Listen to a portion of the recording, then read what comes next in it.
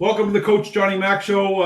As always, I'm your host here. I have a great guest tonight for all you kids out there that are aspiring to do the Michigan. I have Bill Armstrong, former pro player, played in the NHL. He's absolutely the creator, and we're going to talk about that a little later as we get through his journey. As always, we're brought to you by Don Cherry Sports Grill and Bjorn Hockey, Bjorn Sports of Scandinavia. Thanks, Bill, for taking the time to come out with us tonight. And I know you're a busy guy. Appreciate you being here. Absolutely. No, it's I've been looking forward to it. I know we've been trying to hook this up for a few days, and it's pretty cool to be on and again go through the journey and talk about the ins and outs of what I like to term the Armstrong, not really the Michigan, but yes. Yeah, exactly. Well, but you did in Michigan, didn't you? We'll talk about that later. That's another story. Yeah. How often do you get mistaken for the other Bill Armstrong? That's a question I have. Yeah, it's funny. It happened a lot, and I mean, we played together for a few years in Hershey. Yeah. And the radio announcer there, because we didn't do a lot of TV back in the olden days. Yeah. The radio announcer was having trouble deciding between how to announce if we passed the puck to each other, Armstrong to Armstrong. Yeah. So it didn't work out very well. So he started calling me Billy F because I was the forward, and he started calling him Billy D because he was the defenseman. So if you would hear a radio broadcast, it'd be like Billy D up to Billy F, and then all the local Hershey folks would decipher us that way. So after I went on and played through the years, we kind of separated from being on the same team. So it was a lot easier. But as I got out of hockey and I transitioned into being a realtor, and I was a realtor for 22 years, I was getting our playing cards. I'd get them in the mail all the time to get them signed. And I'd always get his cards, and I'd put a note in the envelope and send it back and say, I'm not that Bill Armstrong.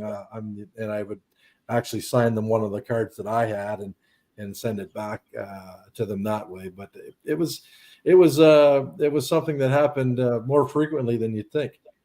Oh, absolutely. And we're going to get into this. And with every guest I bring on the show, we kind of talk about the 6 degrees of separation in hockey and how many guys cross other guys' paths. And so I played with that Bill Armstrong. I had a 3-game stint with the Marlies in the OHL in 87, 88. And Bill was a big, hulking 16-year-old defenseman rookie. Yes. And he was, you knew he was going to be something. He was awful big. And, I think he might have been a little meek for his size at that time, but he was only 16, right? He was just breaking in. Yeah. And that's awesome. So London, Ontario, you grew up in London, absolutely wonderful hockey town. As we all know, the history of the Knights. Did you grow up a Knights fan, Bill? I did as a kid, yes. And I've got a couple little tidbits from that portion. I grew up, wanting to be a Knight, and they had some great London Knights when I was a kid. I mean, Dino Ciccarelli is a name that you can fire out there and people know for sure. And there's a bunch of players that played while I was a kid. So yes, a huge fan. I ended up going through and playing Junior B in London. And oddly enough, I tried out for the Knights, and they wanted me to stay and play. And Don Boyd was the coach at the time. And Donnie called my dad and I into the office and said, Bill, you've done a great job. You've made the team. And at that time I was either 17 or 18-year-old. I can't remember exactly, but my dad was very protective of my interests. So, as a kid, I'm like, great, where do I sign? My dad's like, no, not so quick. He's like, that was the year that Brendan Shanahan was the first rounder for the Knights. So there was a lot of bodies in front of me, as it were. And my dad wanted to make sure that I wasn't going to be as a 17 or 18-year-old kid on a fourth line and really not going anywhere. So all they could tell me was that they saw me as their third line guy. Yeah. And we had the lineup in front of us in the depth chart, and it looked to my dad like it was going to be more of a fourth line thing. So he said, leave it with us. We went home, made a bunch of phone calls, and it turned out I didn't end up staying with them and playing with them. I stayed back and played junior B and ended up getting what amounted to be several scholarship offers and going to school. So that was when I look back at it now, it seems like the greatest thing that happened to me. But without my father being there making a crucial decision at the right time, I could have been signed as a London Knight and really not played a lot, because they ended up playing they had Shanahan on that team. They had a really nice team, and I could have been somebody who maybe rode the pine or was in the press box, and the timing worked out good for me anyway. The short of it is I ended up going on a hockey scholarship. Was the best decision of my life, and to this day, as a 57-year-old guy now, if I could rewind the clock, guess where I'd rewind it to? Not pro hockey. I would rewind it to my first year at Western Michigan. That was unbelievable. Yeah, I've heard we've talked a lot about the path of people and why did you go to college, and that's quite interesting, because I was kind of in the same boat. Well, I was playing in the old junior B league in Toronto with the Wexford Raiders. Okay. And I had we weren't educated like that. Now there's advisors, and you can go on the internet and find out eligibility and NC2A, blah, blah, blah, blah, blah. Yeah. So I'm playing junior B in Wexford, and I had some U.S. college interest, particularly Maine, had talked to me. So did I. But there was zero education for us. So our season ends. The Wexford, we don't make the playoffs. We're done.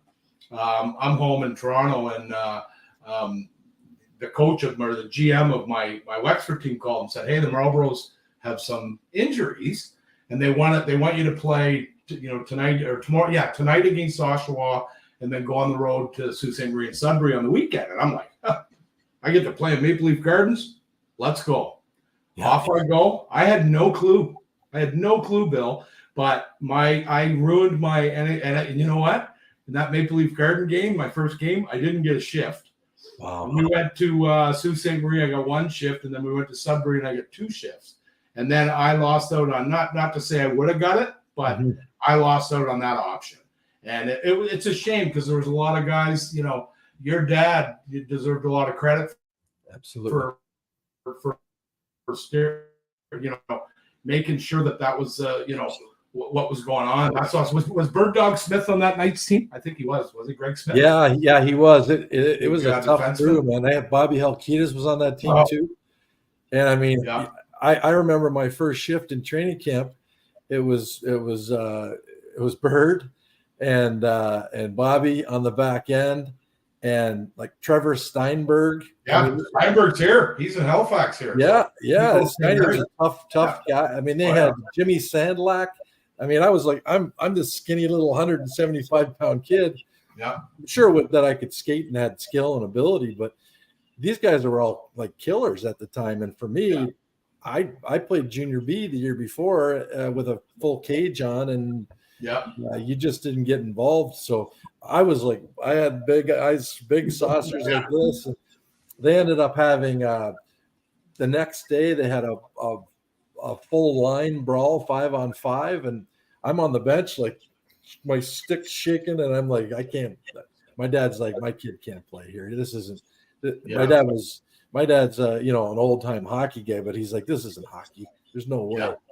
Yeah. So, Jim Sandlak told me a story about when he went into Vancouver. So he was like fourth overall, I think, to Vancouver in the NHL in '84, and he went into his first camp, and it's his first NHL game. He's preseason game, but you're in the NHL, and they're playing Edmonton, so Gretzky. right? And then back then they didn't play a lot of the kids. Training camp was a little different than it is now, right? You go now and it's basically an American Hockey League game with a couple of vets, right? Yeah. Back then, there was a lot of pride on the line, and they knew their team going in. They didn't carry 30 guys around, and so anyway, Dave Babbage goes over to his stall and he says, "Hey, you know what? Enjoy yourself tonight. This is going to be a lot of fun." I remember my first crack, and he said to Sandy, he said, "But do me a favor." He said, "Please, he said if you come up against 99, he said, angle him, rub him out, do what you got to do. You're a big guy. Please don't run him." And Sandy, well, that's kind of my game, Dave. I'm a heavy guy. He said, "Why?" He said, "Why?" And he said, "Because then, Dave Semenko is going to cave your head in, and then we're going to all have to fight him, and it's just not worth it. Certainly in the preseason, just don't do it. Leave 99 alone." Yeah. So funny, eh? I got a little guest here. Come on in there, big man.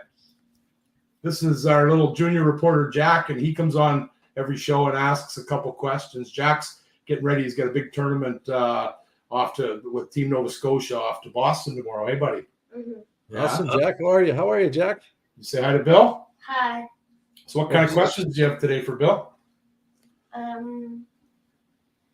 So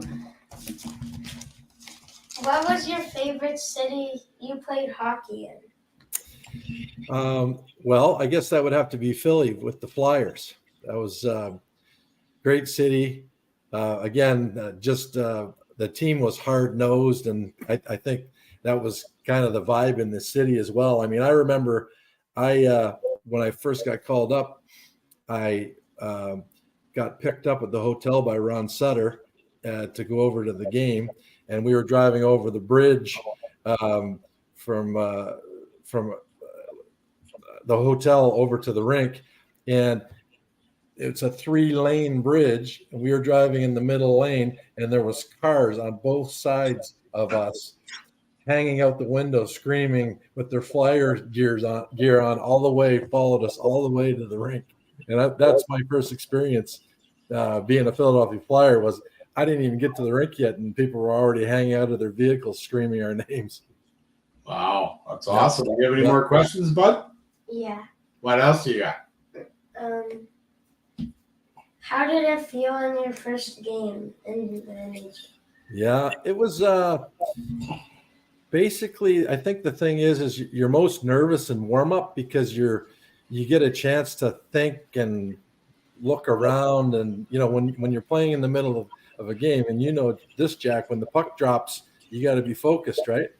But in warm-up, you get a chance to look around and see everybody and see the opposing players on the other side. I mean, my first game we played against the Blackhawks, so I get to look over at Dave Manson skating around, and that's a guy that I got to have a shift against too. He's the toughest guy on their team. So I think it was just nerve-wracking in warm-up, but once the puck dropped and I got my first shift under me, you kind of forget about all the nerves and all the other stuff, and you just react and play.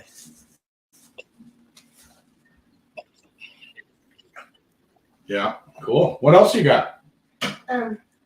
What is your favorite meal on a game day?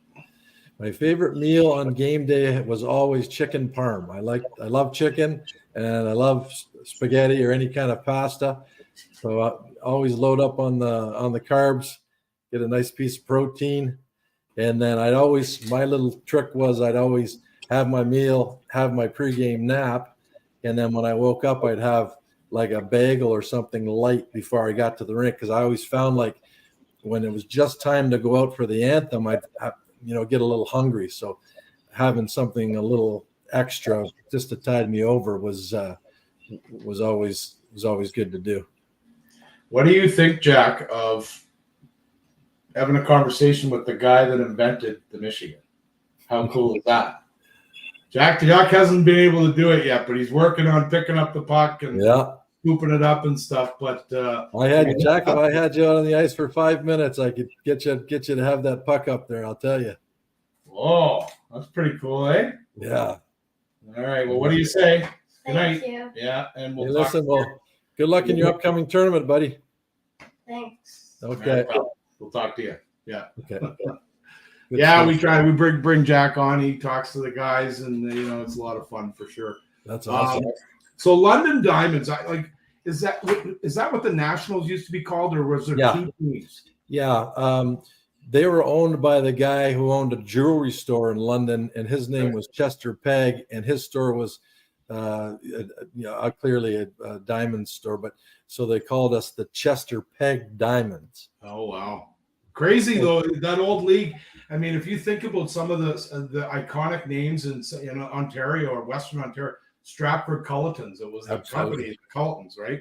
We always played against them. Always played against them in preseason because we played in two different leagues, so we wouldn't meet them until we did the whole crossover thing. But we would play them in exhibition games, and it was always unbelievable. They had a small little barn, and it was always packed, and they were like Flyer and Blackhawk fans for their home crowd. Like you'd get in there and you'd get booed before you even got to the ice. So it was lots of fun.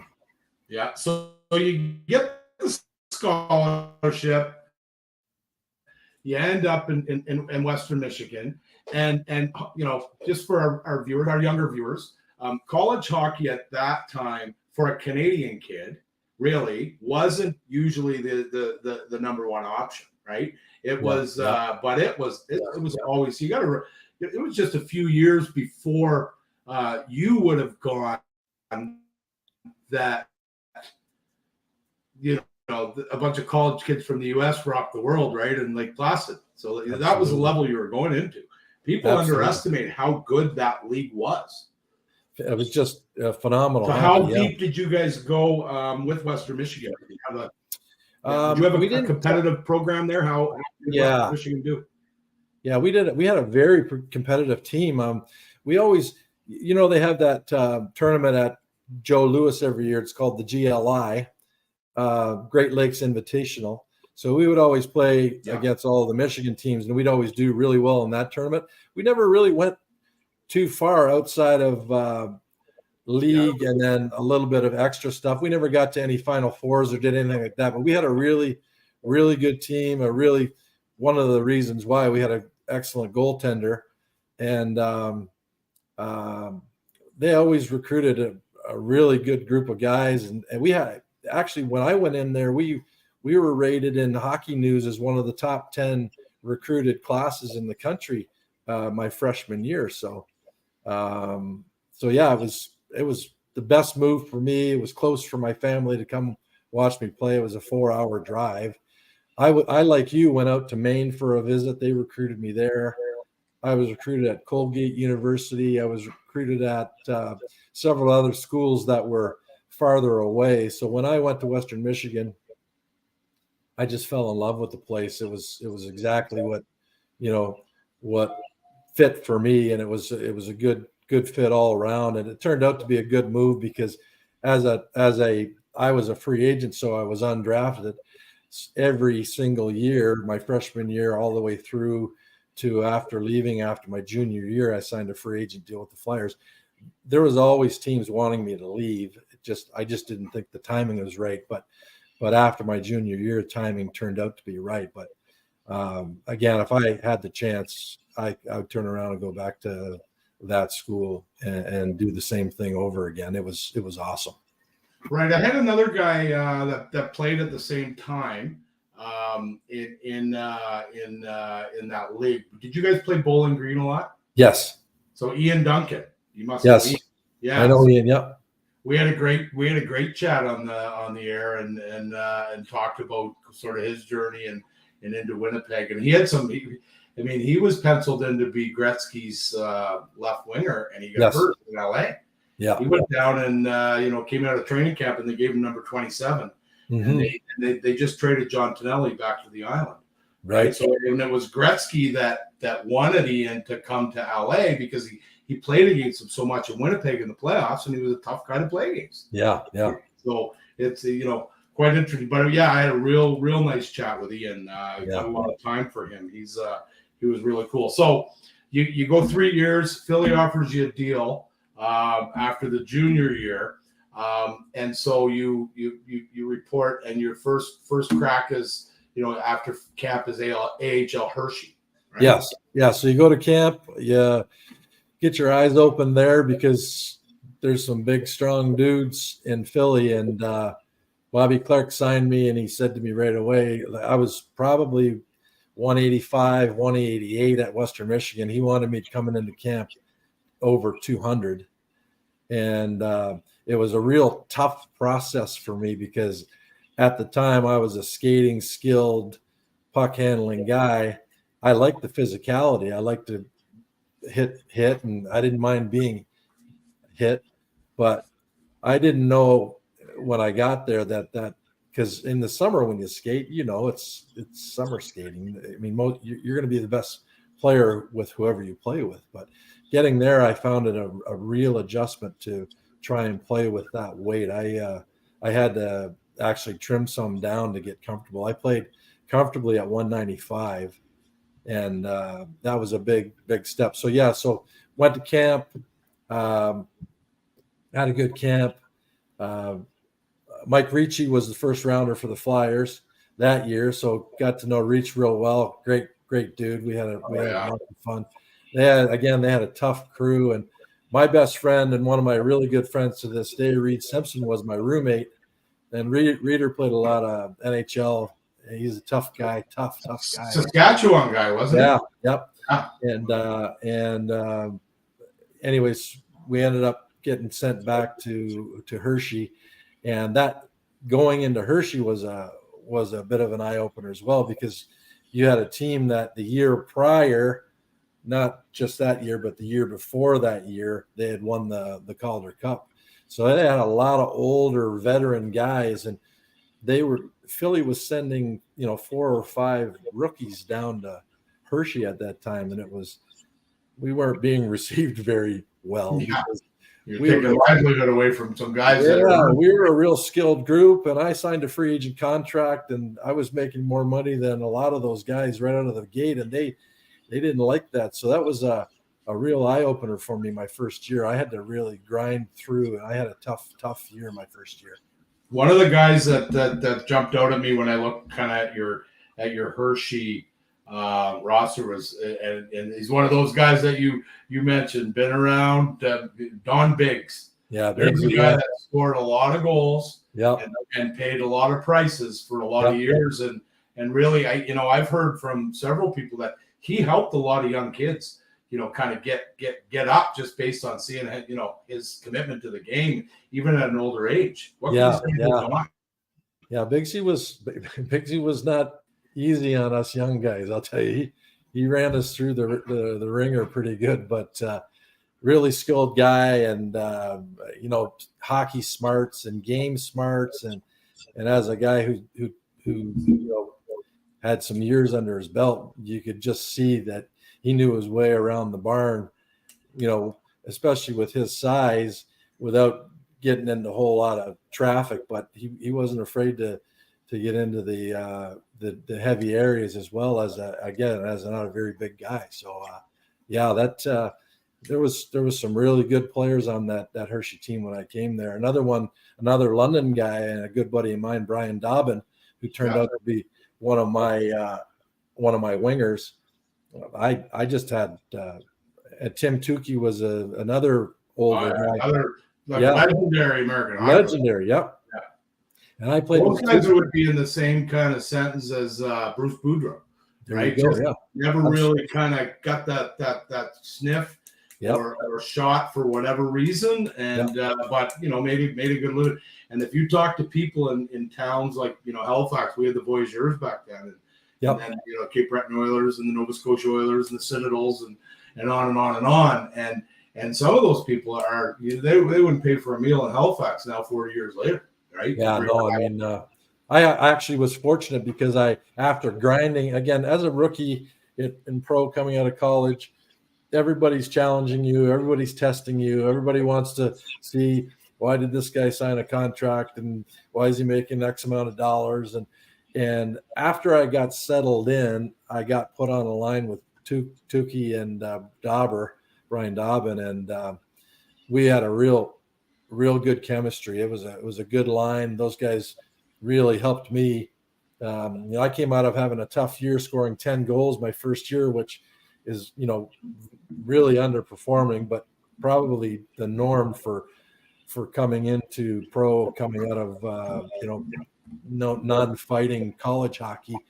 And then the next year I scored 36 goals, and a lot of it was because I played with those guys, and they gave me a real good opportunity to get up to the Flyers. And I mean, it shows on my rookie card or my hockey cards that I played one NHL game. Well, I was there for a lot longer than that, and I played probably 30 exhibition games. And the thing that they don't show you on a hockey card is the time and effort that you put in to actually get there. And the game was so different back when I played compared to what they do today with these young kids. They punch them right in, and they play, and they have success. And that wasn't the way it was done when I played. I mean, it was known that if you didn't have 2 years in the minors under your belt, then you weren't going to get a sniff at the NHL level. So that was part of the growing pains of coming through at that time. Yeah, no question, for sure. I'm just going to take a quick pause here, Bill, and play. I got a little ad that we put together for the Don Cherry Sports Grills. Yep. They're in huge expansion mode across Canada right now. Sounds good. I'll play that.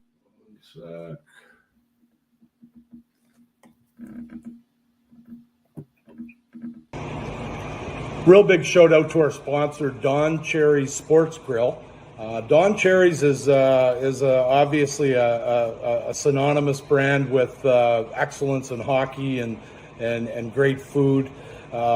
Visit one of the Don Cherry's that's out there and do yourself a favor. They're also in big time expansion mode right now, looking for new licensees across the country, looking for existing facilities, existing restaurants that are looking for a new fresh look. Hit them up at doncherrysportsgrill.com and check it out. Thanks again for all your support. Yeah, so Don Cherry's still legendary in this country. So they're looking for, they're actually branding food trucks. So they've got a concept where you can roll up to the beach and where there's a chip truck and a pizza truck and stuff like that, and there's going to be a Don Cherry's, grab a burger and a fries and big pictures of blue and everything. So I love it. I think it's fantastic, and I'll give you the big support. Yeah. You got to give them the thumbs up. Absolutely. Good stuff. Awesome. So the one, yeah, and for sure, people don't see that. And I often talk, I talk to a lot of players, and we talk about their first game in the NHL. And a lot of guys say, hey, you know what? My first official game in the NHL was in the regular season and this year.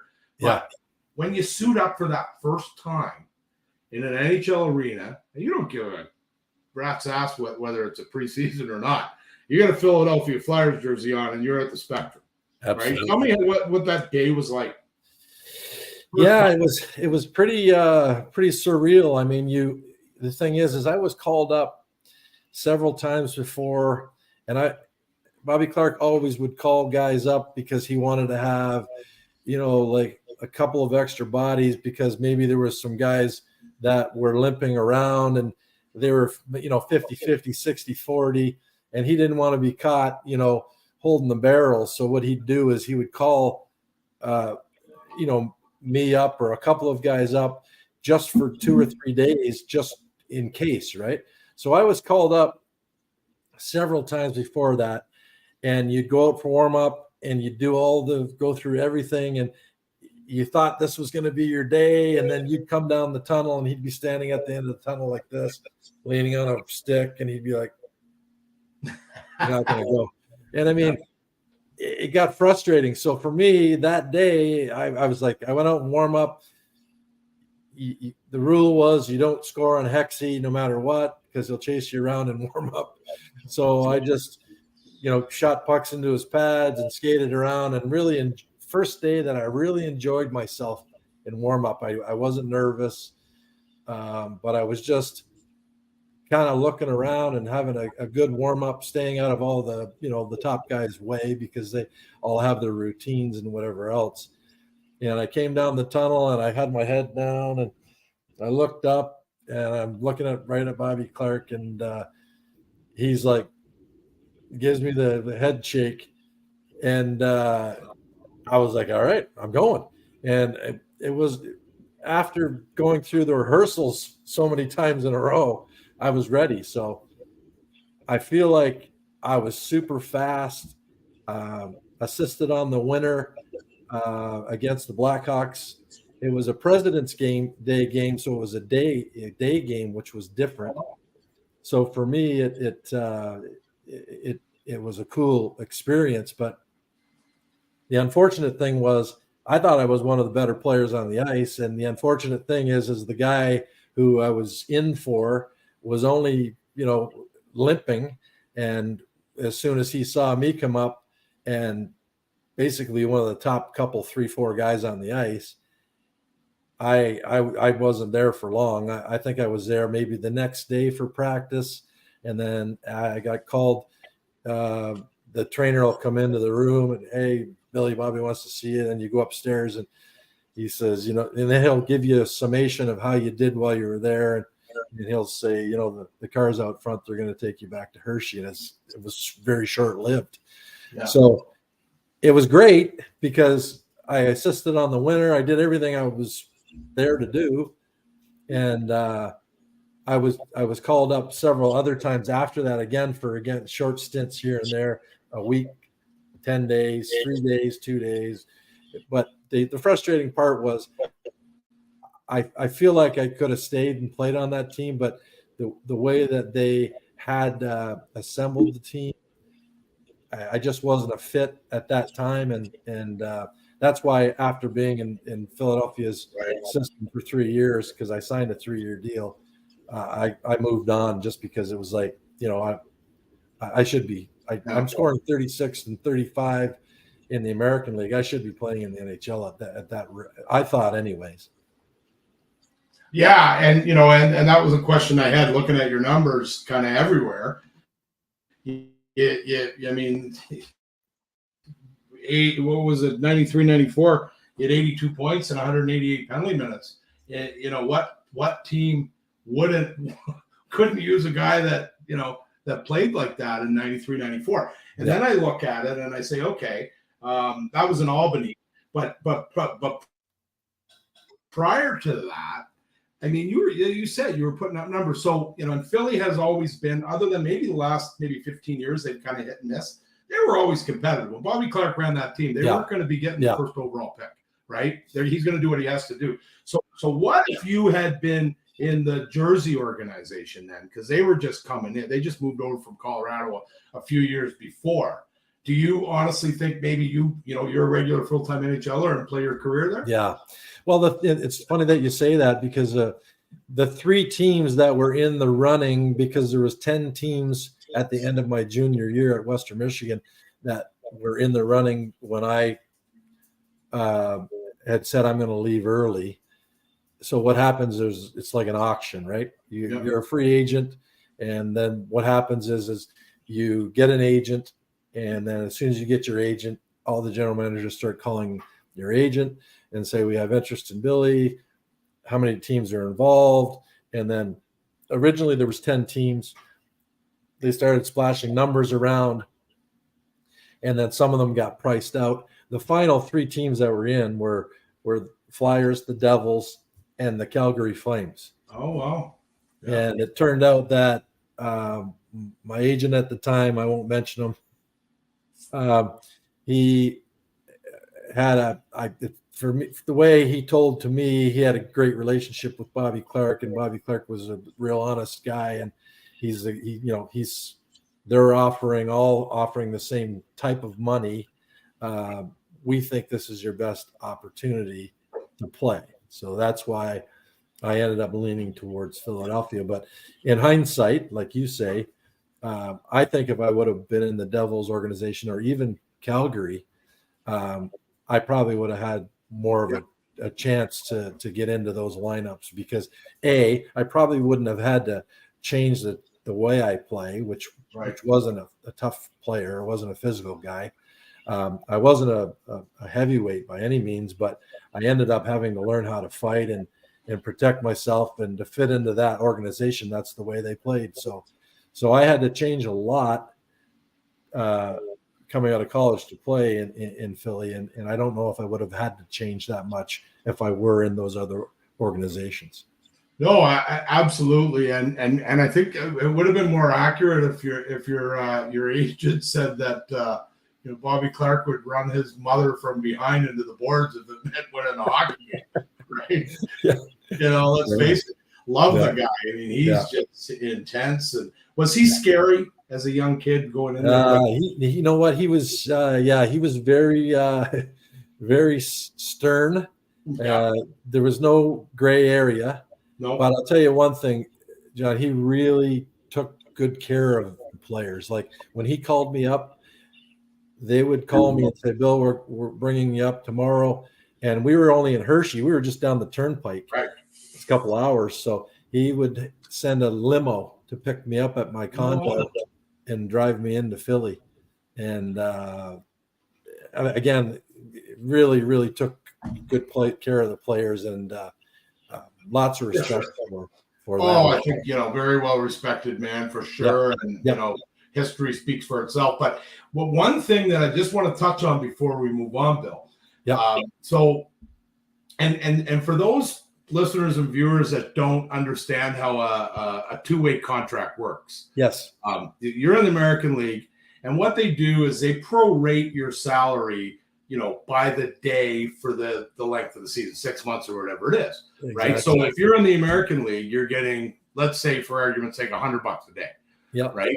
And now you get called up to the NHL. You don't have to play, right? If you get called up to the NHL for three days, your salary is going from $100 a day to $600 a day. Your per diem on the road is going from $60 a day to $200 a day. Yes. And it was like, for minor league guys, those 3 or 4 day call ups made your season. Some I've talked to guys that didn't have to work in the summer because they got called up 8 times and only played 1 game. Yeah. And they made enough money in that, so at least you got a little bit of juice, right, coming through. So I'd get my paycheck and it always would be, the American League line, and then that money, and then how long I was in the NHL. And that would always be, 10 times what I made in the American League. So it was always nice to go up, even if you're in the press box and you're eating popcorn at night. During the day when you're practicing, you would go out, you would practice, you would be on a colored line, maybe 4 or 5 lines deep, but you would have a full practice. And then when the game players would leave, then you would stay on for an extra 30 to 45 minutes doing drills and skating. And I found it way harder to be called up and not play than to be called up and play, because it was I'll tell you, there was times when I was with the Devils and we got called up after we won the Calder Cup for the Stanley Cup run, when they beat the Red Wings 4 games straight. Those were the hardest days I've ever played in hockey. Those days we were on the ice for 2 hours a day. And that wasn't with the A guys, the game guys. The game guys would come out and float around for 20 minutes, and then we would get the ice after that. And our coach in the minors, Robbie Fatorik, would come out on the ice and skate the crap out of us. There's another intense guy. Yeah. Oh, absolutely. And I mean, I'm his biggest fan. I mean, he did a lot for my career, made me really enjoy the game, allowed me to be me and not try to change me. And really, I coached a lot of hockey after I retired, and he's the main reason why. He made me really appreciate the game, understand the intricacies of the game. And one of the things that he always did, and I used to tell my kids when I'd coach him, is he was I called him the ultimate gardener. The team was a garden, and he would find out what flower liked where they like to fit in the garden. Did they like the shade? Did they like to be in the sun? Did they need a little more water? But every part of that team, he would always keep in the right part of their garden. And I'd sit there amazed and just, I had never been coached that way before. I'd always been coached.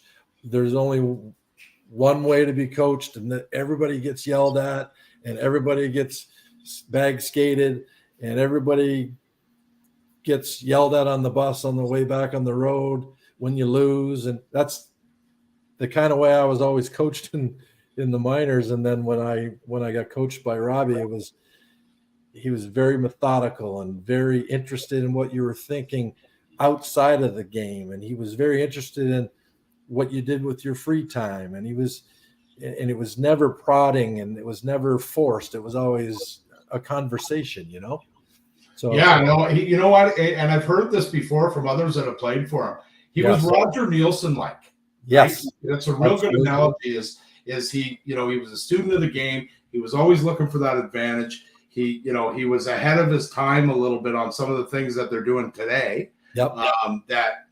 We really, you can think about video. Look where videos come now. Fatorik and Roger Nielsen before him, they were looking at it, in the 70s and 80s, right? Yes. Yeah. And now it's a way of life. Now there's full-time guys, that's what they do. Yeah. Well, interesting fact, John, just real quick. Robbie Fatorik is the reason there's a lacrosse style goal that ever happened in my time. He was the first coach that said to me, "Do it in a game." So there you go. Really? I used to do it in practice. We'd play. Wow. We'd have a fun day during the week where we didn't have any games in probably 2 or 3 days. So we'd have a East-West game or a Canada versus U.S. and European game or some kind of game, and I would always do it in those games.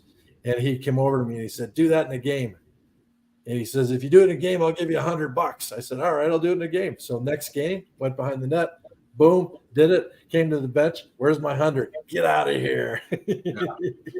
Well, you know what, and that's interesting because there's two mindsets on the Michigan, and you I'm sure you know them both. Yep. I'm kind of honestly the other way. My son talks about it. "Oh, I want to," and I said, "Well, be careful what you wish for." I said, because you're kind of showing up the other team's goalie. Yeah. And if you want to do it and you're skilled enough to do it, absolutely do it. But you got to kind of pay the price a little bit too, if you that kind of thing. And then it's skilled. It's fantastic. I had Rob Schremp on my show, and Robbie, I don't know if you. I know Schrempy. Yeah, he's video of him and so skilled. Unbelievable. That kid was an absolute wizard. Yeah. Yeah, so I had Robbie here. I've known Rob since I coached against his age group when I first retired. So he plays in '86, and he played with David Boland on the Knights. And David was one of my guys. He's been on the show, and we always talk about Robbie's wizardry or whatever with the puck, right?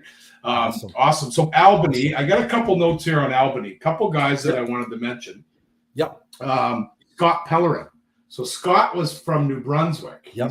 He's a local guy here. Kediac. Just a little younger than me, but real good. I remember he played for Maine, I believe. Yes. I think he went to Maine Blackbirds. Yep. And how was he to play with? Really good. I mean, he was a consummate professional, like very focused guy, physically stocky, strong guy. You couldn't knock him off the puck.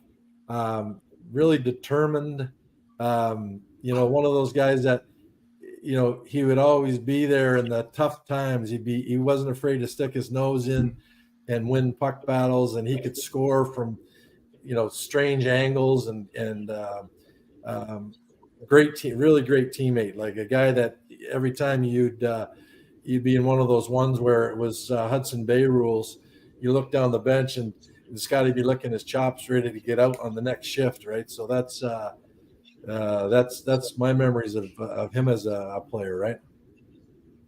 Typical East Coaster. Yeah, love it.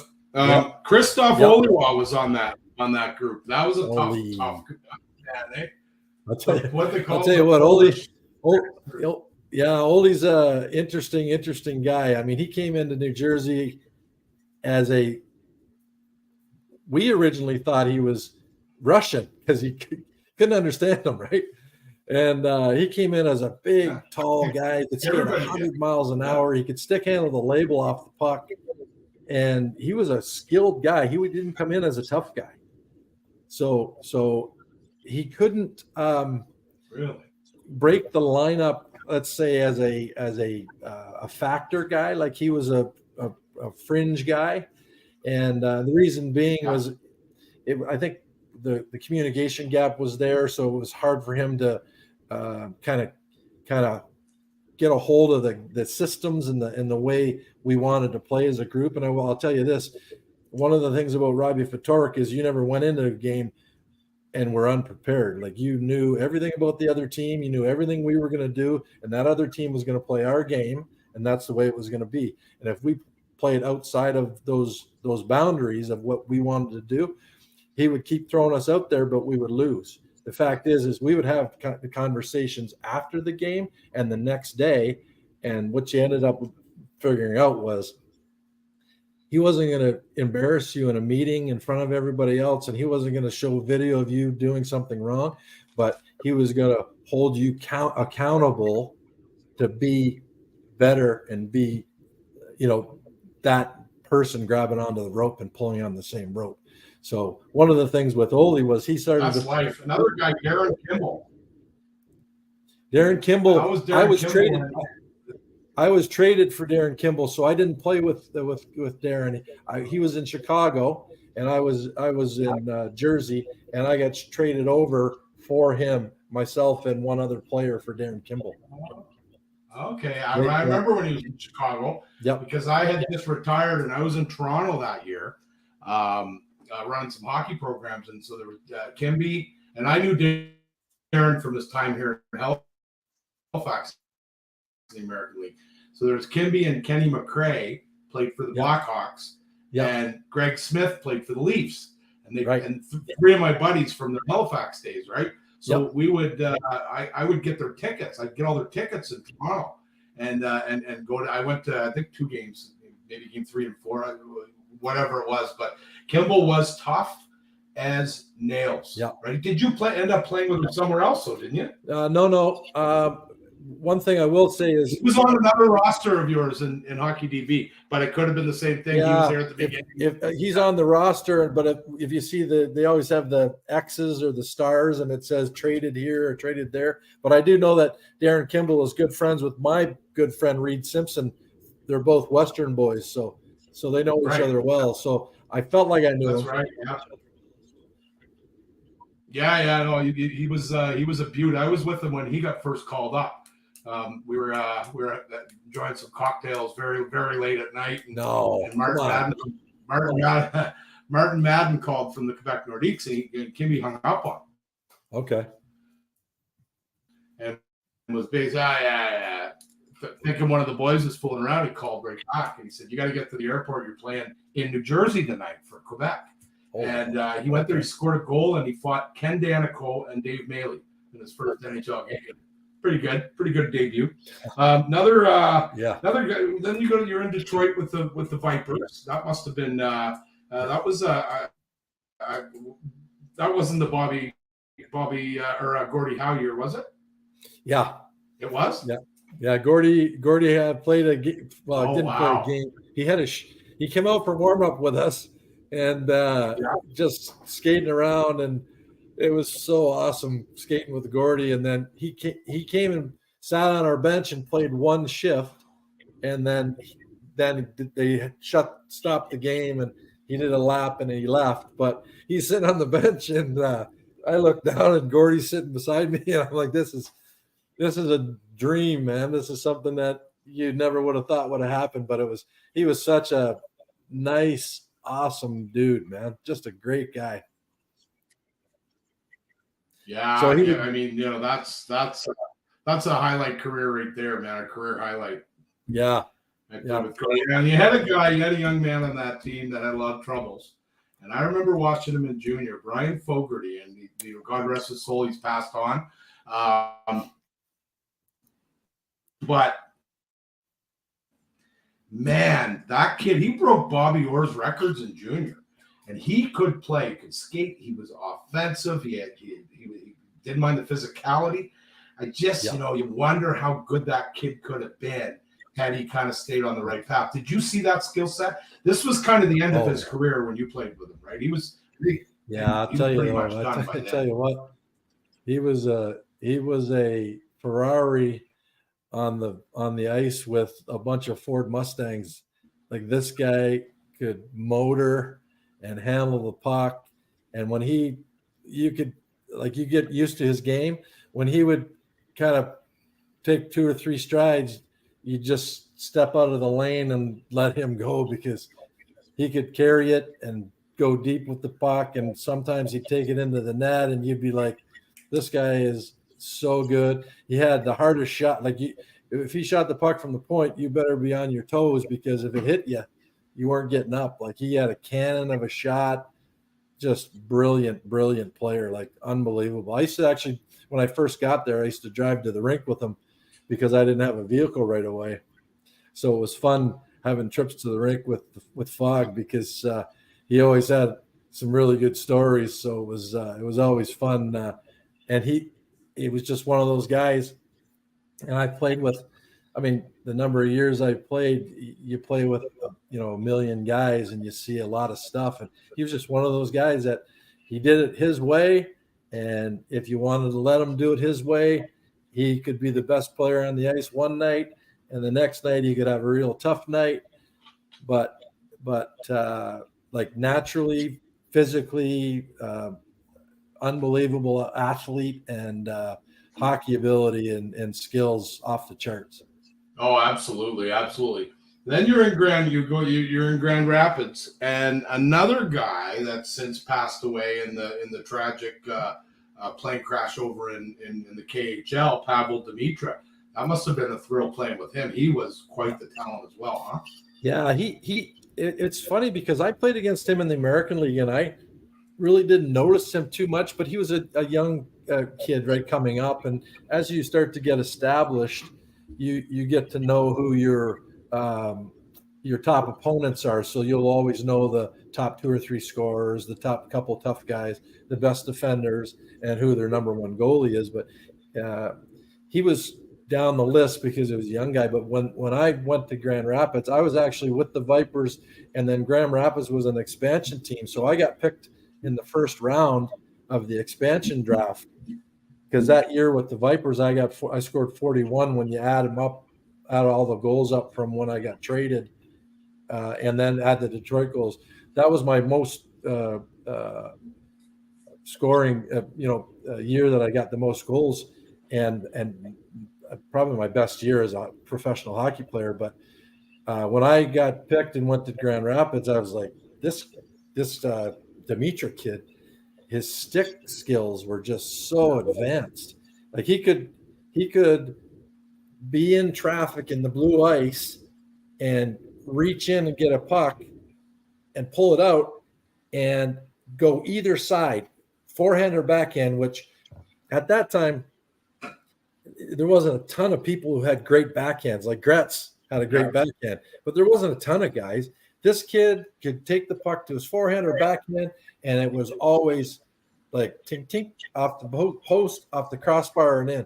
And I was just like, this kid's got some amazing abilities. I don't see him being around in this league very long. Like, he was that good, and he was the kind of kid too. Like, he kind of reminds me of Patrick Kane. I took my son up to see a Hawk game a couple of years ago, and I never really saw Patrick Kane live.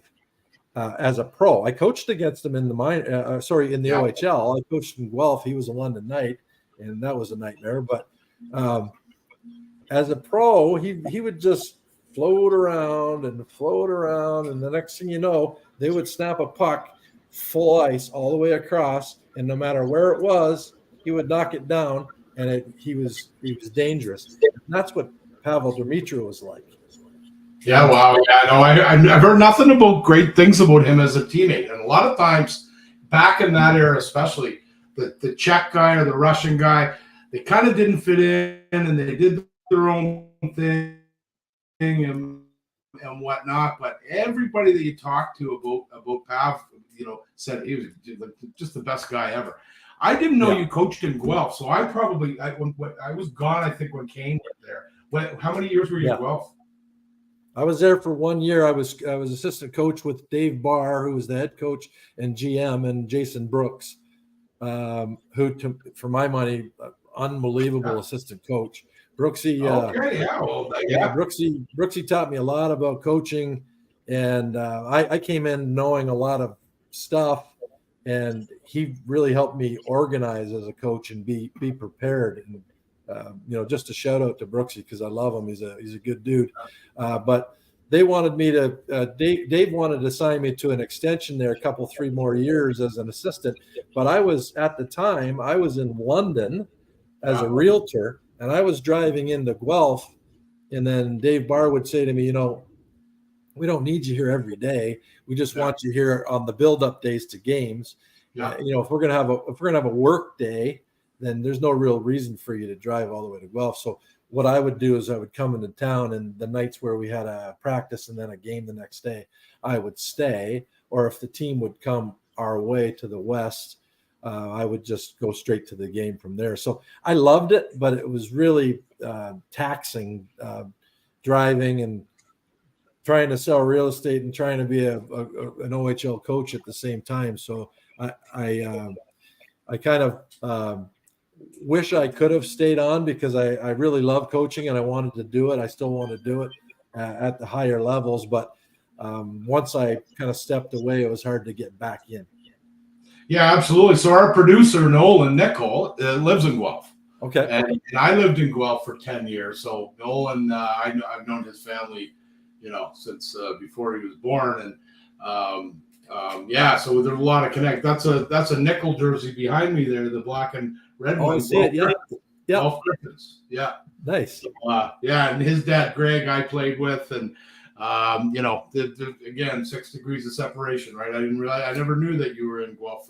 And Dave Barr, he was a great Detroit Red Wing, and he did quite well. He's still involved. He's somewhere now. I read the other day.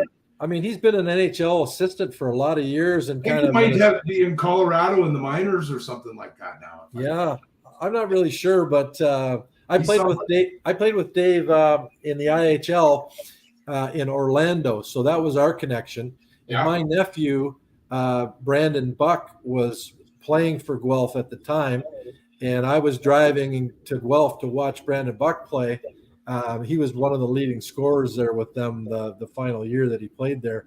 But that's when Dave said to me, "Hey, you're coming to Guelph to watch your nephew. Why don't you coach with us?" And I'm like, "Wow, I never even thought of that."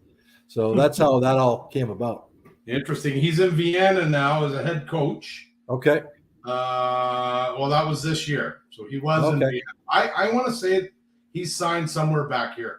Yeah. He's been an NHL assistant a lot. I know he was with the Wild. He was with the Devils. He was with a bunch of different teams. So. Yeah, absolutely. And then you just mentioned Orlando. There's 3 guys on my list there, and then I want to get on to the Michigan. Okay. Kerry Clark, Sharky. Oh, Sharky. I love Sharky. Guy, huh? Sharky's just fun, man. I mean, he's a tough guy, but really fun guy. Like, I've never had a tough guy on my team before that was the funnest guy on the team, Sharky, when Sharky would score a goal, he would ride his stick, and I'd be on the bench going, "No, don't do that." But it was funny, right? Yeah. And then he was the only guy who could get away with it because if anybody was going to come after him, he could protect himself. Good luck. I flew from Saskatoon to Toronto, just across from him, 5-6 years ago. And I cried. I was laughing so hard. So we have a mutual friend, a good friend of mine, Kevin Kaminsky, and then, of course, Sharky. They won a Calder Cup in Portland, and they're 2 Sask boys that kind of grew up together and are in the same circle. And Killer says it all the time. He's like the best teammate I ever had. Sharky, man, he'd do whatever he had to do. And then another one that just won a minor league tough guy contest. They do one of the fighting websites, and they do a grid. It's this guy, Mel Angelstad. there's another Sask boy that was no joke.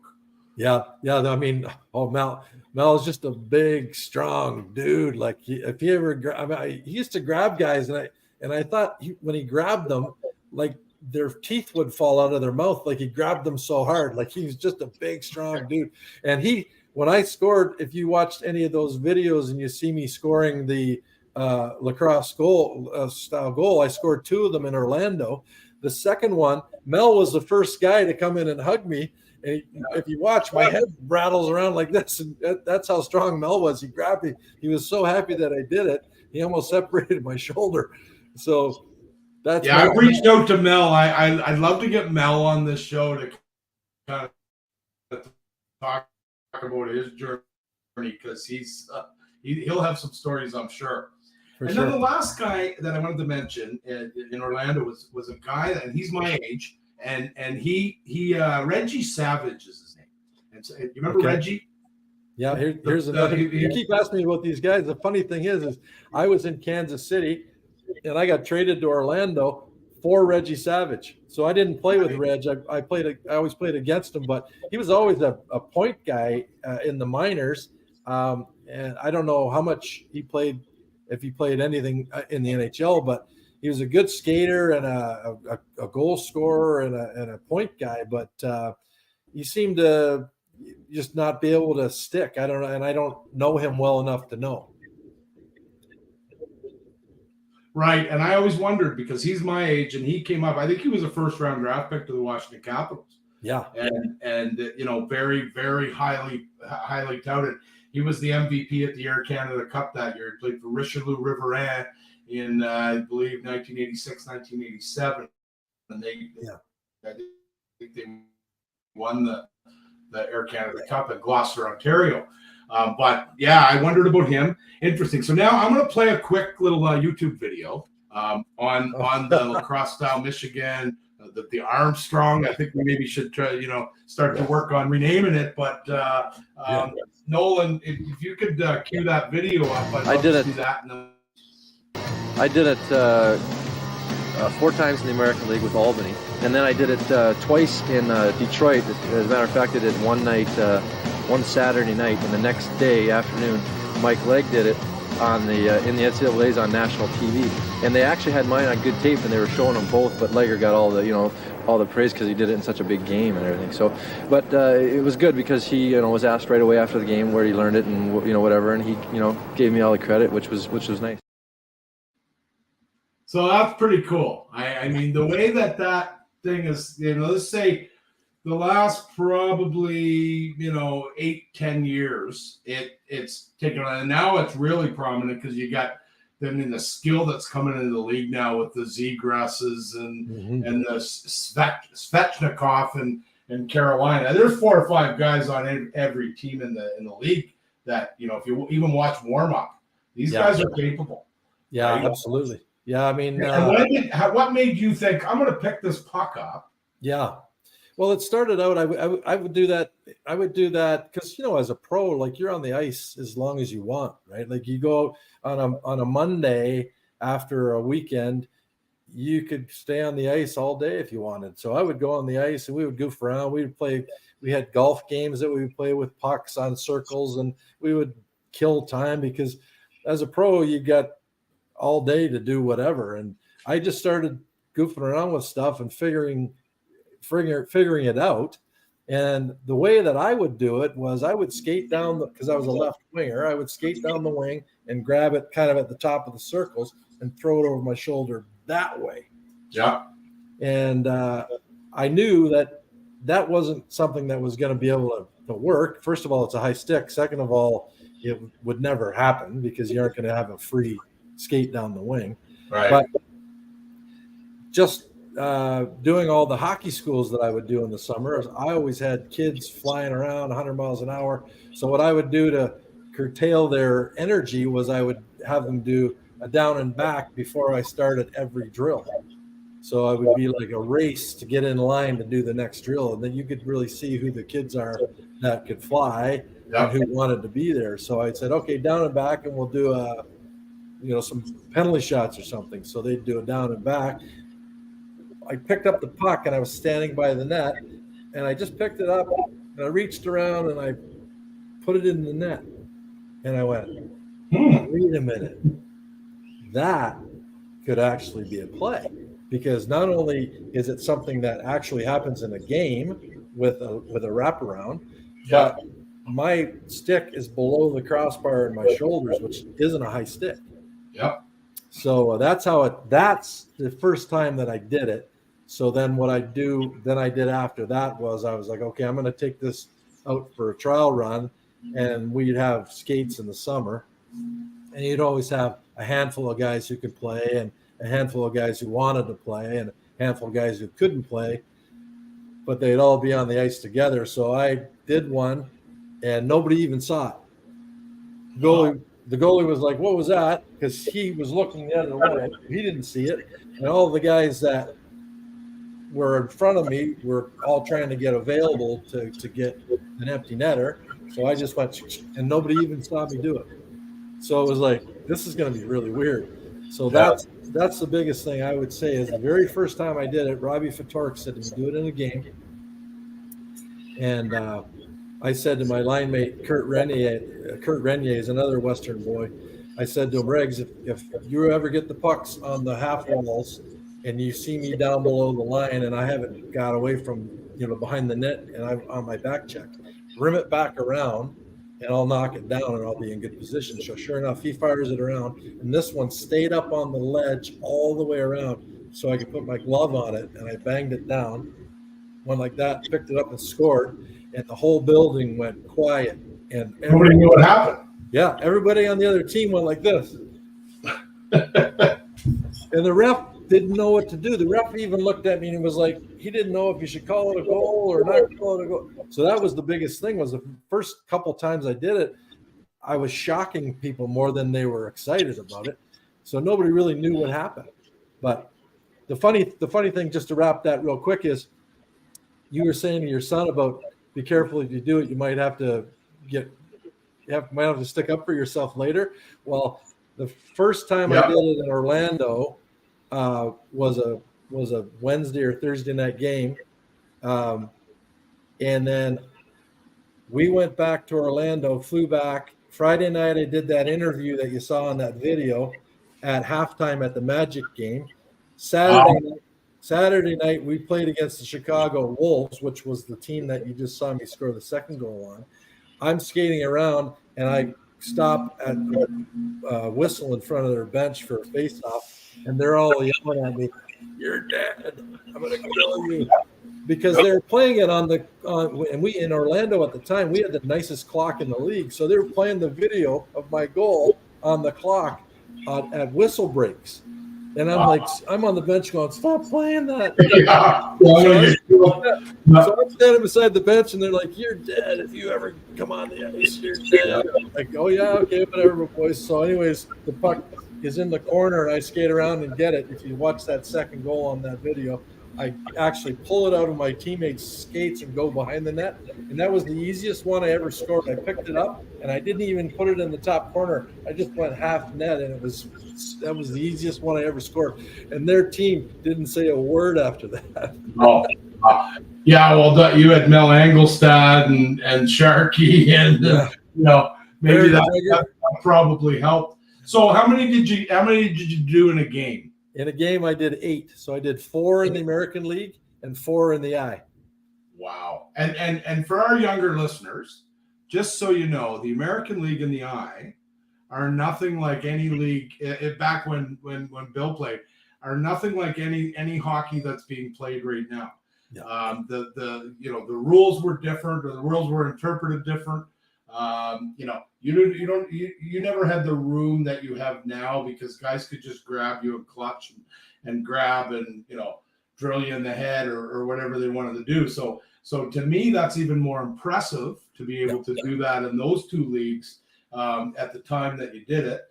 I think we need to start a campaign. We'll get a social media campaign going that the Michigan needs to be officially renamed the Armstrong. Yeah. But I in watching the clip, I like that Mike Legg gave you credit for it. Yeah. But at the end of the day, it's yours, and that's so cool, man. And I appreciate you coming on and telling us this stuff, and I know the kids that listen are gonna love to hear the origin of it. Yeah. Good on you. So just to wrap it up here, I mean, you know what? You had a fantastic career. You did what a lot of us dreamed to do. You got to play in the National Hockey League. You're credited with one of the most famous kind of trick shots, if you will, in the history of the sport. Any regrets, Bill? Any regrets today? Yeah. Since you're talking to me. Yeah, I mean, I look back a lot because as we get older, Johnny, you kind of reflect a lot on things, right? So for me, I'm very thankful that I was able to play. And heck, I'm a kid from London, Ontario that wasn't big enough, strong enough, fast enough, or smart enough. So that was the MO on me as a youngster. So for me to get as far as I did, hey, listen, I probably exceeded, all of that. But the one thing I wish I would have got a little better opportunity. And again, timing is everything. And you know what it's like. I was in a situation in Philly where they wanted this type of player and I had to change to be that player. And I lost a lot of things trying to be that player. But when I did go to New Jersey, I was in their system for 4 years and I didn't get called up with them that much. When I did get called up with them a few times, but I didn't get called up with them that much because their team was just so good. They're winning cups every second. They won the Stanley Cup and we won the Calder Cup. How's your organization when you do that in the same year? Pretty good. Yeah, so that would be my only regret. I wish I really could have stayed and played in the league for a month and travel around with the team and kind of get my feet under me and get used to it because I do know that anywhere I did go in the American League because I got traded a little bit, what you do over a 9-10 year career, you get traded. But I just wish I would have been able to, get a allotted time rather than, a week, 3 days, 5 days, whatever. I just wish they would have said to me, we're going to call you up for a month, give you a solid shot.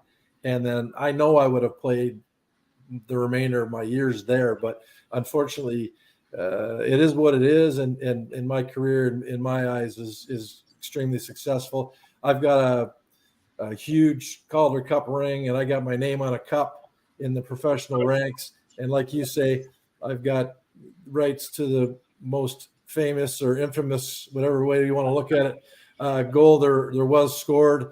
And until they started scoring, this goal in the NHL, I was the only guy who scored it in pro hockey. I mean, and the fact is I scored my first goal in 1993.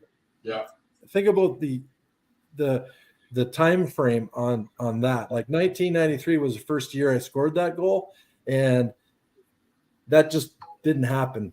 No. It didn't happen in those days. No. And anybody that you see who's done it after that, including Sidney Crosby and all these other guys, Austin Matthews wants to try it, all the other, none of that would have happened without Robbie Fatorik saying to me one day in a pickup game, you should do it in a game. Yeah, well, that's a great way to wrap. Just hang tight here when I end, and we'll talk off air and make sure everything downloads. We'll chat with Nolan. But thanks again, Bill. Appreciate it. As always, brought to you by Don Cherry Sports Grill and Bjorn Sports of Scandinavia. Real pleasure to have you on here, and we'll talk again soon. Thanks. Awesome. Again. Thanks, John.